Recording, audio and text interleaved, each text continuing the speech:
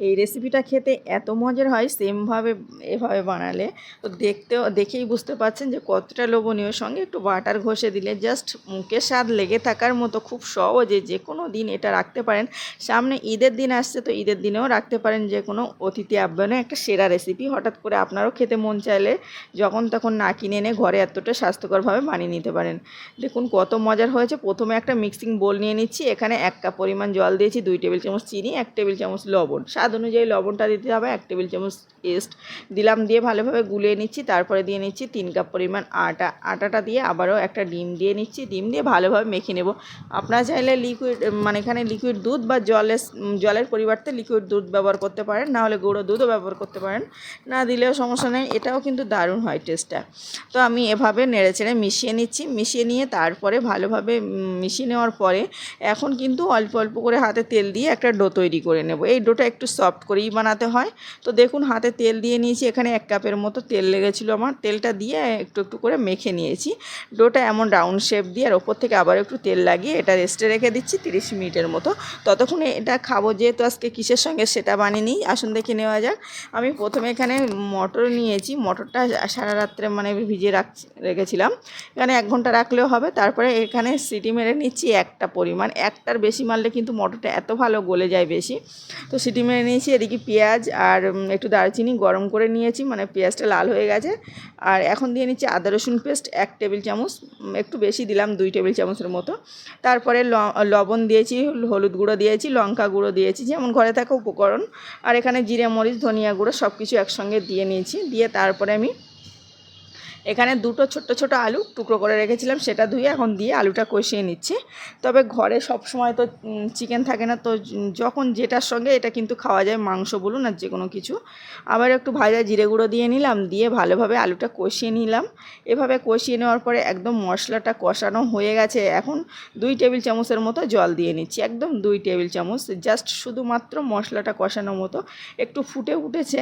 এখন কিন্তু ওই যে সিদ্ধ করে রেখেছিলাম মটরটা, এখানে একটা সিটি মেরেছিলাম, বেশি মানে গলে গেছে। তবে আপনাদের যেমন ইচ্ছা তেমন করে এটা সিদ্ধ করে নিতে পারেন। একটু মানে বেশি শক্ত শক্ত চাইলে তেমনও রাখতে পারেন। মটরটা এত ভালো মটর ছিল যে একটা সিটি না মারাতেই ও মানে এত গলে গেছে। তো আমি একটু দিয়ে ভালোভাবে কষিয়ে নিচ্ছি।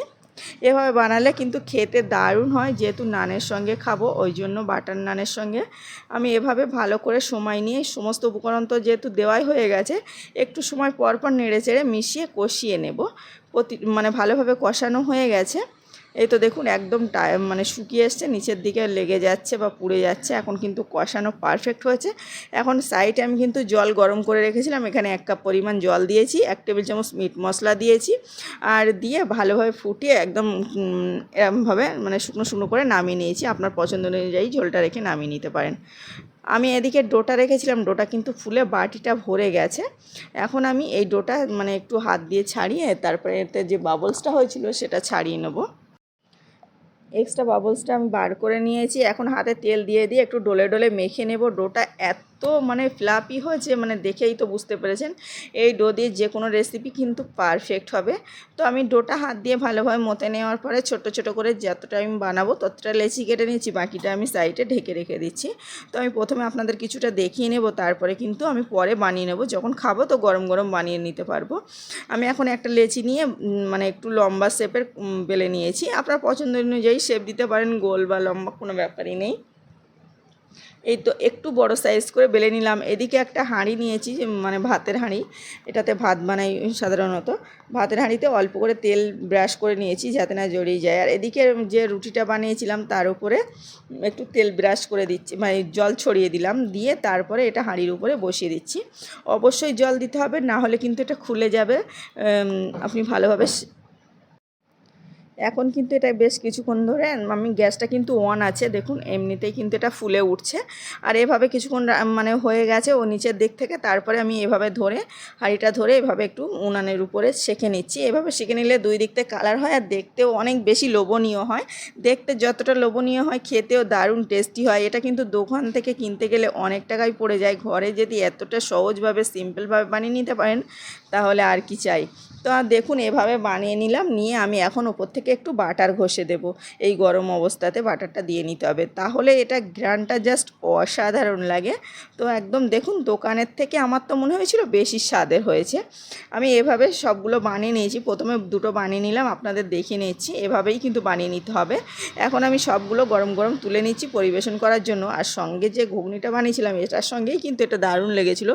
প্লিজ আপনারাও সেমভাবে ট্রাই করবেন, ট্রাই করে আমাকে বলতে ভুলবেন না যে আজকের রেসিপি কেমন হয়েছে। আশা করছি সকলে ভীষণ ভীষণ পছন্দ করবে, এত মজার হয়। আজকের রেসিপিতে যদি কোনো নতুন বন্ধু থেকে থাকেন অবশ্যই আমার চ্যানেলটাকে সাবস্ক্রাইব করে পাশের অল অপশানটা ক্লিক করার অনুরোধ করছি, তাহলে সবার আগে এমন সহজ সহজ আর মজার রেসিপির নোটিফিকেশান আপনার কাছে পৌঁছে যাবে, সেটা যখন ইচ্ছা দেখে নিতে পারেন। দেখুন কেমন হয়েছে, অপর সাইডটাও কিন্তু একদম পুড়ে যায়নি, আর হালকা লাল লাল হয়েছে। দেখতেও মানে বানানো খুবই সহজ, এটা খেতে অসাধারণ লাগে। সামনে ঈদের দিনেও কিন্তু এই রেসিপিটা রাখতে পারেন, যাকে খাওয়াবেন সে বারবার প্রশংসা করবে। প্লিজ ভালো লাগলে লাইক করার অনুরোধ করছি। আবারও দেখা হচ্ছে নতুন কোনো সহজ রেসিপিতে।